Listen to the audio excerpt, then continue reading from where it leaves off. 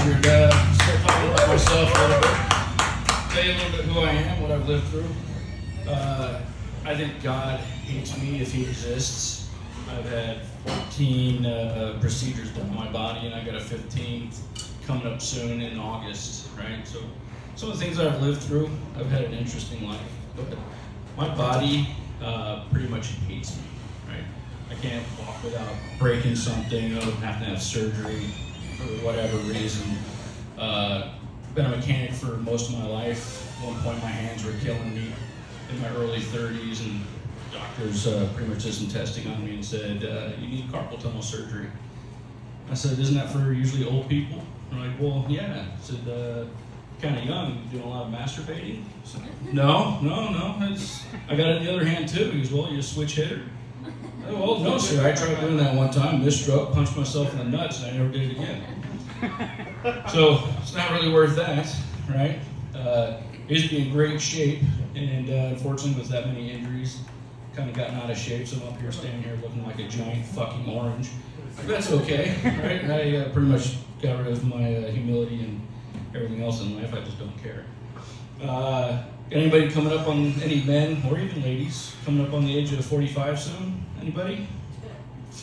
Yeah, so 45 is the new 50, which means you're going to get a doctor who wants to put their finger in your ass. They want to start checking you out.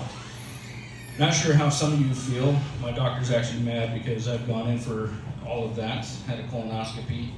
Wife even asked the doctor if they can, when they're up there checking to see if they can find my head. They didn't find it. But, you know, doctor's mad at me because I keep making appointments every other day. Apparently I like going in there, getting checked out. It's kind of fun, I guess. I'm just kidding, I don't do that. Went in there and he stuck his finger in there, and I actually said, in some countries we're now legally married. That finger came out faster than hell. That was entertaining. Don't moan at the doctor either. He does not like that. Really, he doesn't. Don't rub his hair. Don't ask him to patch everybody yours. Gets real awkward and shit, right?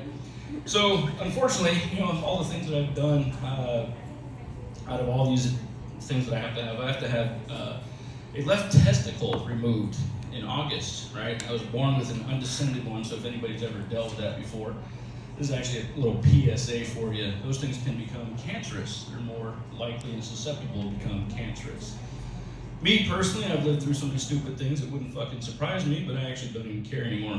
What I'm more worried about is making sure that the old giggle stick works.